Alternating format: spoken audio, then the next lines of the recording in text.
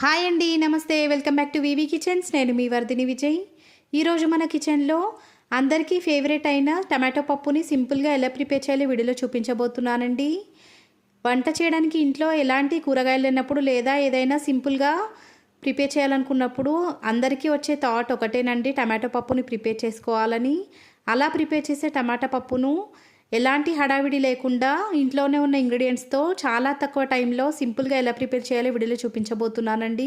వేడివేడి అన్నంలో నెయ్యి వేసుకొని టమాటో పప్పు వేసుకొని తిన్నామంటే ఆహా, ఆ టేస్ట్ మాత్రం అద్భుతంగా ఉంటుంది. మరి ఆలస్యం చేయకుండా ఈ సింపుల్ అండ్ టేస్టీ టమాటో పప్పును ప్రిపేర్ చేయడం కోసం ప్రాసెస్ స్టార్ట్ చేసేద్దామండి. ముందుగా ఒక కుక్కర్లోకి 1 కప్పు దాకా పప్పును వేసుకోవాలి. నేను తీసుకున్నటువంటి పప్పు క్వాంటిటీ వచ్చి 100 గ్రాముల వరకు ఉంటుంది.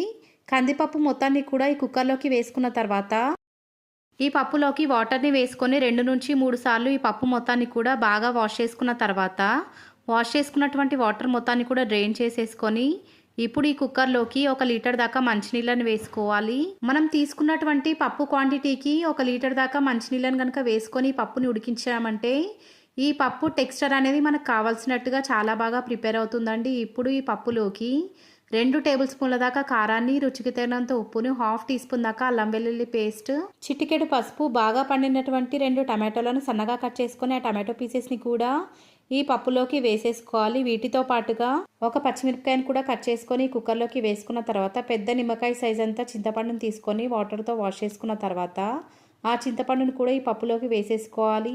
ఫైనల్గా 1 టీ స్పూన్ దాకా ఆయిల్ని కూడా వేసుకున్న తర్వాత ఈ కుక్కర్ పైన మూత పెట్టి లిడ్ని టైట్గా క్లోజ్ చేసిన తర్వాత మంటను హై ఫ్లేమ్లోకి అడ్జస్ట్ చేసుకొని 3 విజిల్స్ వచ్చేంత వరకు ఈ పప్పుని హై ఫ్లేమ్లోనే ఉడికించుకోవాలి. మనకు కావాల్సిన విజిల్స్ వచ్చిన తర్వాత ఇప్పుడు స్టవ్ ఆఫ్ చేసేసుకొని ఈ కుక్కర్లో ఉన్న ఆవిరి మొత్తాన్ని కూడా వీడియోలో చూపిస్తున్నట్టుగా 1 స్పూన్ని యూస్ చేస్తూ బయటకు పంపించిన తర్వాత కుక్కర్ మూతను జాగ్రత్తగా ఓపెన్ చేసి పప్పు మనకు కావాల్సినట్టుగా ఉడికిందో లేదో ఒకసారి అడుగు నుంచి కలుపుకొని చెక్ చేసుకోవాలి. నాకైతే ఈ పప్పు నాకు కావాల్సినట్టుగా చాలా బాగా ఉడికిందండి. ఒకసారి వీడియోని కనుక కరెక్ట్గా అబ్జర్వ్ చేశారంటే పప్పు ఎంత బాగా ఉడికిందో మీకే అర్థమవుతుంది. ఇప్పుడు ఈ పప్పులోకి వేసుకోవడం కోసం తాలింపుని ప్రిపేర్ చేసుకుందామండి. దానికోసం స్టవ్ వెలిగించి స్టవ్ పైన 1 తడక ప్యాన్ని పెట్టి వేడి చేసుకున్న తర్వాత ఈ తడక ప్యాన్లోకి 3 టేబుల్ స్పూన్ల దాకా ఆయిల్ని వేసి వేడి చేసుకోవాలి.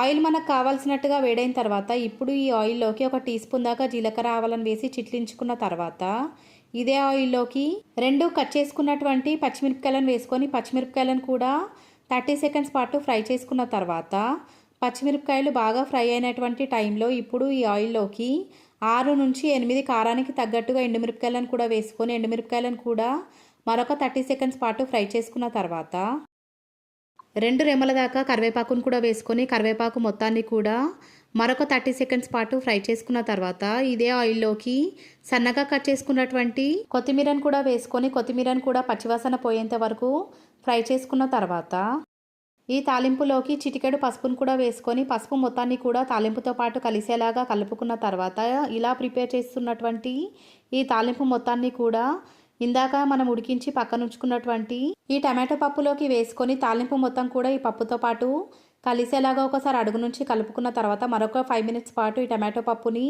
మరిగించుకోవాలి. మంటను లో టు మీడియం ఫ్లేమ్లోకి అడ్జస్ట్ చేసుకొని మాత్రమే ఈ టమాటో పప్పుని మరిగించాలండి. లేదంటే మరీ చిక్కగా అయిపోయే ఛాన్స్ ఉంటుంది. అందుకే మంటను లో ఫ్లేమ్లోకి అడ్జస్ట్ చేసుకొని 5 మినిట్స్ పాటు ఈ టమాటో పప్పును మరిగించిన తర్వాత ఒకసారి సాల్ట్ని చెక్ చేసుకొని ఈ పప్పుని మనం సర్వ్ చేసుకోవచ్చండి. 5 మినిట్స్ తర్వాత స్టవ్ ఆఫ్ చేసేసుకొని ఇలా ప్రిపేర్ చేసుకున్నటువంటి టమాటో పప్పుని ఒక సర్వింగ్ బౌల్లోకి ట్రాన్స్ఫర్ చేసుకొని మీకు నచ్చిన దాంతో సర్వ్ చేసుకోవచ్చండి.